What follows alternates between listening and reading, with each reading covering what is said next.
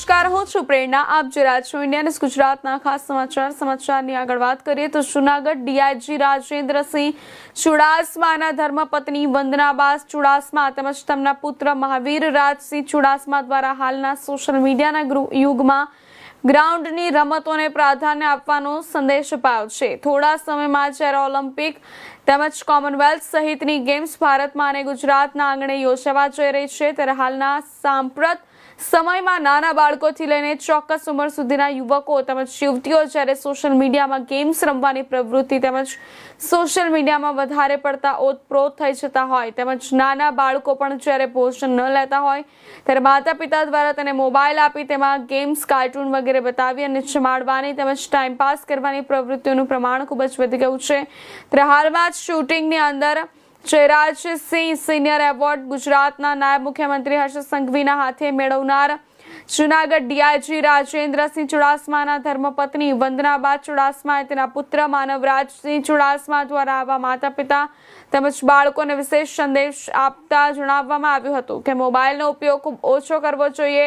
આજના સમયમાં મોબાઈલ તેમજ સોશિયલ મીડિયા જરૂરી છે, પરંતુ સામે તેના ગેરફાયદા પણ એટલા જ હોય, ત્યારે બને ત્યાં સુધી તેનો ખૂબ ઓછો ઉપયોગ કરી ગ્રાઉન્ડની રમત પર વધારે પડતું ધ્યાન આપવાથી બાળકોમાં રહેલી સુષુપ્ત કળાઓ વધારે બહાર આવશે. તેમજ કેન્દ્ર તેમજ રાજ્ય સરકાર દ્વારા પણ Khel Mahakumbh, Olympic, Commonwealth games સહિતની રમતો પ્રાધાન્ય આપવા માટે થઈ અથાગ પ્રયત્નો કરવામાં આવતા હોય ઉપરાંત દરેક જિલ્લા સ્તરે, તાલુકા સ્તરે યોગ્ય ગ્રાઉન્ડ, યોગ્ય કોચ તેમજ આર્થિક મદદ સહિતની સુવિધાઓ જ્યારે પૂરી પાડવામાં આવતી હોય ત્યારે આવી રમતોમાં ધ્યાન આપવાથી બાળકો ભણવાની સાથે સાથે રમતગમત ક્ષેત્રે પણ આગળ વધી શકશે અને તેનામાં રહેલી કળાને તેઓ વધુ વિકસાવી શકશે.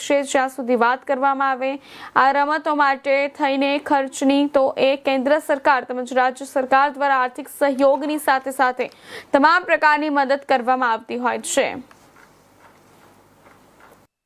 મોબાઈલની રમતો બહુ ઈઝી છે આપણે કરવી, કે અમે ડાઉનલોડ કરી લીધું વાઈફાઈ પરથી, ફ્રેન્ડ્સને બોલાવી લીધા, ઇન્વાઇટ કરી લીધું, રમવાનું ચાલુ કરી દીધું, હાર જીત થઈ ગઈ નાની મોટી, ક્વિક તરત પતી જાય કે એન્ટરટેનમેન્ટ મળી ગયું, આપણું મજા આવી ગઈ, બસ પતી ઓવર. તો તમે જ્યારે રિયલ વર્લ્ડમાં એન્ટર કરો, ગ્રાઉન્ડ ઝીરો પર આવો, તમે જ્યારે ગ્રાઉન્ડ પર પગ મૂકો ત્યારે તમને રિયલમાં ખબર પડે કે પ્રેશર શું છે, ટીમવર્ક શું છે, મારે શું કરવાનું છે. ત્યારે તમને ખબર પડે કે ઓકે, આ રિયલમાં કેવું ફીલ થાય ગેમ્સ, શું તમને કરવાનું હોય, તમારું પ્રોસેસ કેવું હોવું જોઈએ, અલગ અલગ વસ્તુ તમને જ્યારે રિયલમાં ફીલ થાય ત્યારે તમને ખબર પડે કે અચ્છા, ફોનમાં સોશિયલ મીડિયાથી બધું જે છે એનાથી ઘણું રિયલ અને ઘણું હાર્ડ છે રિયલ ગ્રાઉન્ડ ઝીરો ગેમ્સ રમવી. અને એનાથી ઘણું બધું તમને ખબર પડે તમે ક્યાં ઘટો છો, તમને કેટલું વર્ક કરવાનું છે, તમને તમારું પોતાનું ખબર પડે કે અચ્છા તમારું લેવલ શું છે, તમને ક્યાં ક્યાં ઇમ્પ્રુવ કરવાનું છે. મારું નામ વંદનાબા રાજેન્દ્રસિંહ ચુડાસમા છે. મેડમ, અત્યારે આપને એક શૂટિંગમાં એવોર્ડ મળ્યો છે. જી. ત્યારે ખાસ કરીને અત્યારનું યંગ જનરેશન જે છે તે સોશિયલ મીડિયા તરફ આગળ વધતું હોય છે, શું સંદેશ આપશો? મારું તો મારા બંને બાળકોને મેં સ્પોર્ટ્સમાં આગળ વધાર્યા છે, તો મને લાગે છે કે સ્પોર્ટ્સમાં આગળ વધવાથી એક વખત તમે સોશિયલ મીડિયાથી દૂર રહીને જો એમાં બાળકો જો આગળ વધે તો એનામાં ડિસિપ્લિન, એ લોકોનું ડેડિકેશન, એનામાં ઘણા બધા ફેરફાર જોવા મળે છે. કે જ્યારે ફોનમાં એ લોકો હોય કે કોઈ ગેમ્સ રમતા તે તો જ્યારે સ્પોર્ટ્સમાં એ લોકો જાય છે તો એ લોકોનું બોડી ફિઝિકલ તો સારું બને જ છે, પણ ઇવન એ લોકોમાં ઘણી બધું સ્કિલ ડેવલપ થાય છે કે જે છે કે ડિસિપ્લિન હોય, કે એ લોકો સાથે જાણે કે ફૂટબોલ મારો નાનો સન રમે છે તો એ સાથે એક ટીમમાં એ લોકો રમે તો એ ગ્રોથ થાય છે. અને બાળકો જ્યારે બહાર નીકળે છે તો મારા તો બંને બાળકોમાં મેં ઘણા ચેન્જીસ જોયા છે કે બંનેને સ્પોર્ટ્સમાં પહેલા નાનપણથી જ મેં, એટલે ઘરમાં બી વાતાવરણ એટલું સરસ થઈ ગયું છે કે ના, એ લોકો સ્પોર્ટ્સ થ્રુ વધારે ડેડિકેટેડ હોય છે. મેડમ, ખાસ કરીને આપણે માતા છો અને પોતાના બંને બાળકોને ગમત ક્ષેત્રે લઈ ગયા છો. આજનું જે બાળક છે તે ન રમતું હોય, કંઈ પણ ન કરતું હોય, ત્યારે એવા માતા પિતા છે મોબાઈલ સીધો આપી દે છે. એવા માતા પિતાને શું સંદેશ? મારું તો એવું કેવું છે કે હું જો ફોન લઈને બેસીશ તો મારા બંને બાળકો એ જ કરવાનું, પણ હું જ પહેલેથી રમું છું.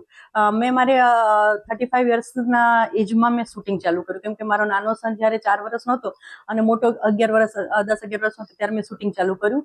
તો જ્યારે એવું હતું કે હાથમાં કંઈ નહોતું તો એમ થયું કે હું, અને સ્પોર્ટ્સ પહેલેથી જ મને ગમતું હતું, ત્યાર પછી આફ્ટર મેરેજ તો મેં સ્પોર્ટ્સ ચાલુ કર્યું, તો હું રમતી હતી જ મારા બાળકો રમે. તો મારા બીજા બાળકોના પેરેન્ટ્સને એ જ કહેવાનું છે તમે રમો. હાલની ઘડીએ હું અત્યારે મારા નાના સન જોડે બાસ્કેટબોલ છે કે ફૂટબોલ એવરી ડે રમવાનું, કે ના હોય ને તમે ઇવન બોર્ડ ગેમ્સ તો રમીએ જ, પણ બાળકોને બસ દૂર રાખો ફોનથી, કે સૂતા પહેલાના કલાક પહેલા બી ફોન નહીં રમવાનો. જેટલું ડિસ્કનેક્ટ રહેશે ફોનથી વધારે સારું રહેશે. અને અમે લોકોનું ઘરમાં જ ફેમિલીનું એવું છે કે જેમ કે મારા હસબન્ડ સર છે એ બી અલગ અલગ ઇવેન્ટ્સ રમે છે, બધા ઘણા સ્પોર્ટ્સમાં રમે છે. તો અમે લોકો એવું જ રાખ્યું છે કે બસ આપણે રમો એવી રીતના. ખાસ કરીને અત્યારે જે સોશિયલ મીડિયાની અંદર ગેમ્સમાં રમે છે એના કરતાં ગ્રાઉન્ડ લેવલે કઈ રીતની શું હોય છે?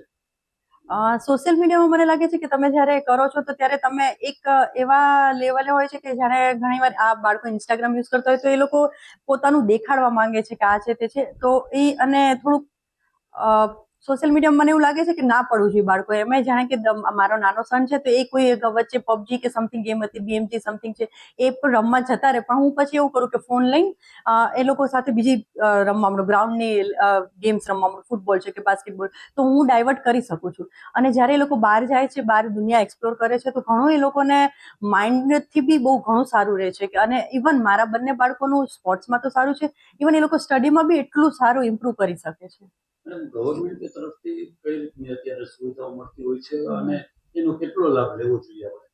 ગવર્મેન્ટ બધું જ પ્રોવાઈડ કરવા અત્યારે રેડી થઈ ગઈ છે. અને SHG થ્રુ બધા નાના નાના બાળકોને DLSSમાં બી એ લોકોનું સિલેક્શન થતું હોય છે. અને SHG બધી જ સ્કૂલોમાં સારા સારા કોચિસ અવેલેબલ છે કે કોઈ પણ ગેમ્સમાં સારા કોચિસ મળી રહે છે. અને ગુજરાત સરકારે આ વખતે શક્તિદૂત 2.0 યોજના દ્વારા ફાઇનાન્શિયલ હેલ્પ કરવા માટે રેડી થઈ ગઈ છે. તો દરેક બાળકોએ જો એક લેવલે રમી લે અને એ લોકોને પ્રોવાઈડ કરે તો સરકાર બધી જ રીતે હેલ્પફુલ થવા રેડી છે. પણ એ લોકોએ મેન્ટલી રેડી રહેવું જોઈએ. અને એક એવું છે કે જ્યારે બાળકોના પેરેન્ટ્સ બહુ સારા બાળકો જ્યારે આગળ વધી જાય, નેશનલ આફ્ટર નેશનલ ટ્રાયલ્સ માટે ક્વોલિફાય થઈ જાય, તો એક ગિલ્ટ સાથે રમતા હોય છે કે મારા પેરેન્ટ્સ મારી પાછળ કેટલો ખર્ચો કરે. તો મે બી એ જે વસ્તુ છે ફાઇનાન્શિયલ, એ લોકોના પરફોર્મન્સમાં બહુ જ અસર કરતું હોય. પણ ગુજરાત સરકાર દ્વારા 2.0 શક્તિદૂત 2.0 યોજના આયોજન કર્યું, તો મને લાગે છે ફાઇનાન્શિયલ હેલ્પ બહુ રહેશે તો કદાચ એથ્લેટ્સ ટોટલી ફ્રી થઈને રમી શકશે, કેમ કે એ લોકો એનું બોડીનું અને એ લોકોની જ મહેનત દેખાડશે કે ફાઇનાન્શિયલ તો ગુજરાત સરકાર હેલ્પ કરી જ રહી છે.